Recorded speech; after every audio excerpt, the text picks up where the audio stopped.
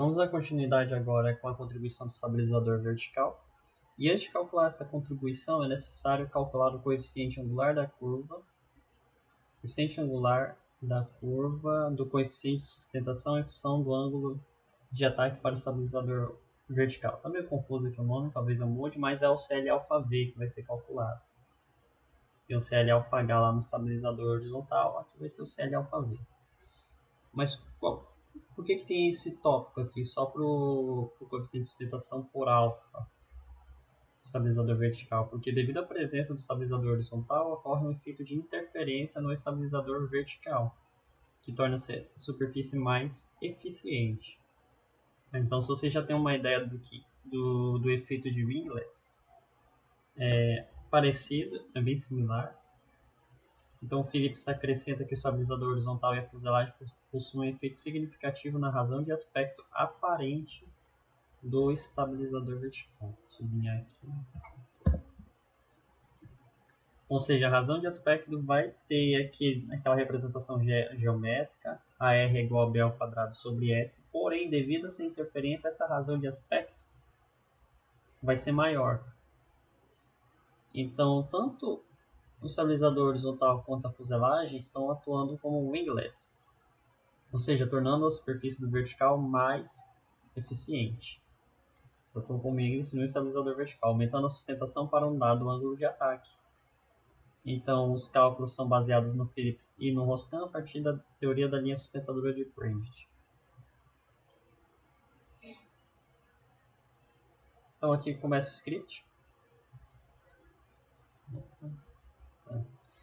E a entrada aqui é o coeficiente angular, CL-alfa-V, no caso é do Epler 169. É o mesmo no horizontal aqui, está em 1 sobre 10. E vamos ver aqui o seguinte. Nós temos um ARV aqui como entrada, parâmetro de design de 1.12. Com os cálculos já feitos para esses parâmetros, vemos o seguinte AR efetivo, que é de 2.8. Então a razão de aspecto aumenta. Está aumentando ali devido à interferência só do horizontal. Os cálculos consideram somente estabilizador horizontal.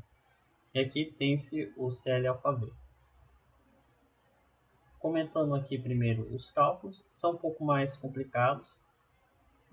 Envolve também um pouco de parâmetro semi-empírico. Mas dando uma olhada, começa com o cálculo da área do estabilizador horizontal, então é o cálculo da área do estabilizador vertical, corda na raiz do estabilizador vertical, corda na ponta do estabilizador vertical. E em seguida vem cálculos de geometria aqui. Calcula-se o offset máximo, que é a diferença entre a corda na raiz e a corda na ponta. A tangente, ou seja, o ângulo que o estabilizador vertical está formando ali com a ponta, é o ângulo de inclinação da reta do trapézio, da hipotenusa do trapézio. Calcula essa tangente, depois calcula essa tangente medida a partir da metade da corda, dada por essa equação aqui. Não precisa decorar isso daqui, tá? Depois já chega para um cálculo de uma constante KH, dada pelo Roscan, tem a figura aqui, métodos para estimar as derivadas de estabilidade e controle. Calcula esse KH aqui. E em seguida tem a razão de aspecto efetiva, dada por Phillips na figura 542. Isso aqui é uma sequência de curvas. Então, lá em cima, eu esqueci de comentar, isso aqui são chamados de ábacos. E ábacos são essas curvas que você utiliza para estar calculando alguns parâmetros um pouco mais difíceis de estimar e você precisa de dados experimentais. O que acontece? Esse ábaco aqui é difícil de ser colocado, descrito matematicamente por meio de linguagem de programação. Tem que ser criado um banco de dados, fazer vários laços if. Tem que fazer, no caso, case. Case 1, 2, 3 e tal. Acaba sendo trabalhoso. No caso do vertical, isso aqui representa um abaco. Mas é um abaco que depende ali de 6 variáveis. Você tem um eixo x que é o RH, e cada curva aqui que vai ser o ARV. Então, se o AR vertical estiver abaixo de 1,75, você vai utilizar o ARH na equação que está descrevendo o comportamento do ARV.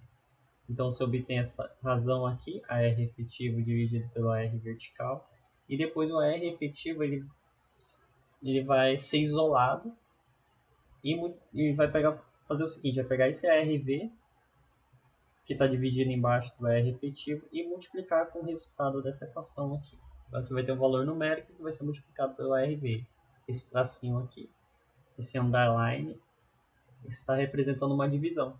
Então a ARV passa multiplicando esse outro termo aqui. Isso que acontece. É isso que deve acontecer, mas na verdade a equação é dada de outra forma. Então a AR efetivo vezes o ARV igual vezes toda essa parte de equação. Isso aqui é o método do Phillips e do Roscan que estão juntos.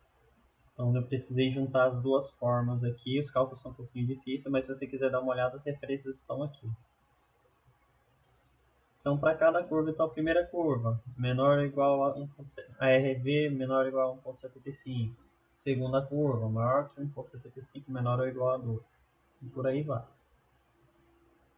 Então dá para perceber que tem curvas aqui que nem precisariam estar aqui, porque nossa variação só está indo até 1.8.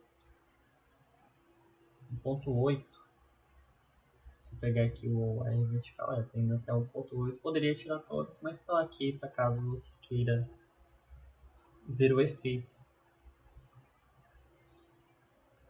E por fim tem o cálculo do CL AFAV. É um pouquinho complicado, não é uma prioridade para você estar estudando isso aqui agora.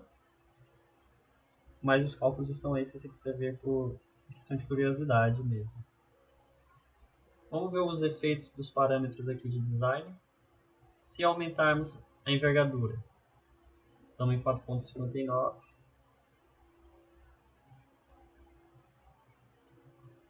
E foi para 3.88. O que aconteceu aqui?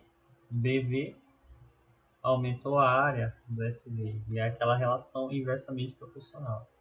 Se diminuirmos, vamos aumentar a razão de aspecto. E assim... se diminuirmos a envergadura do vertical, diminuímos a área, então a razão de aspecto do vertical vai ter um efeito maior, ou seja, predominante. O CL alfa V vai ter um valor bem grande, que é 4.59, não é nem... chega a ser um valor muito real. Deixar em 3.99 já começa a ficar mais real. Se diminuirmos a razão de aspecto, a área começa a ter mais efeito. A envergadura vertical vai ter mais efeito. E isso também vai estar afetando aqui nas demais variáveis. Já fica um pouco difícil de identificar qual que vai ser o efeito através das equações. Então a gente só pode ver aqui no CL alfa V que se aumentarmos a razão de aspecto, o coeficiente angular aumenta. E isso já é bem conhecido ali do estabilizador horizontal. Vou deixar aqui um ponto. O afilamento não vai ter efeito diretamente no CL alfa V, vai ter efeito sobre a corda na ponta. Mas ele é importante para que a gente tenha uma noção de geometria. Não adianta atingir aqui um bom valor de CL alfa V, que vai estar afetando de forma positiva em CN beta V no CL alfa V. Quanto maior for esse valor, melhor para as derivadas de estabilidade. Mas não adianta fazer isso com valores estranhos assim de corda na ponta. Então, para isso que o lambda V está aqui. Se a gente alterá-lo, vai estar alterando ali tanto corda na raiz quanto corda na ponta, pelo modelo matemático colocado aqui. Que não passa de uma equação de trapézio. No caso, a base maior aqui é igual a área dividido pela relação aqui. Vamos dizer assim, que tem a corda maior mais a corda menor vezes a altura dividido por 2. Nesse caso, existe uma relação entre a corda maior e a corda menor, que no caso é o afilamento, que é a corda na ponta dividido pela corda na raiz. Então, se você substituir a corda na ponta por lambda e CR, dá para isolar o CR da equação. Que no caso seria a base maior, corda na raiz. E é por isso que o lambda V afeta ambas as cordas. Em seguida, envergadura do estabilizador horizontal vai ter um efeito direito no CL alfa V. Vou colocar aqui então, em 0.7 de envergadura do horizontal. CL alfa V 3.6. Vamos diminuir a envergadura. Então, diminuir a envergadura, diminui o coeficiente angular. Aumentar a envergadura. 3.6. 3.6 vai para 3.5. A redução é menor. Não é tão grande assim, mas já tem um bom efeito nesse coeficiente angular. E a razão de aspecto é de se esperar que tenha um efeito contrário. Se aumentarmos a razão de aspecto, o coeficiente angular diminui. Se diminuirmos, ele aumenta. Então essa é a ideia por trás desse cálculo aqui. Mais uma vez, para você entender por que tem que fazer todo esse cálculo. Justamente por conta dessa interferência que existe entre o horizontal e o vertical. Se você entender a teoria por trás do uso dos winglets, você vai entender o que está acontecendo aqui. É a mesma ideia. No próximo vídeo a gente já vê a contribuição do estabilizador vertical em si.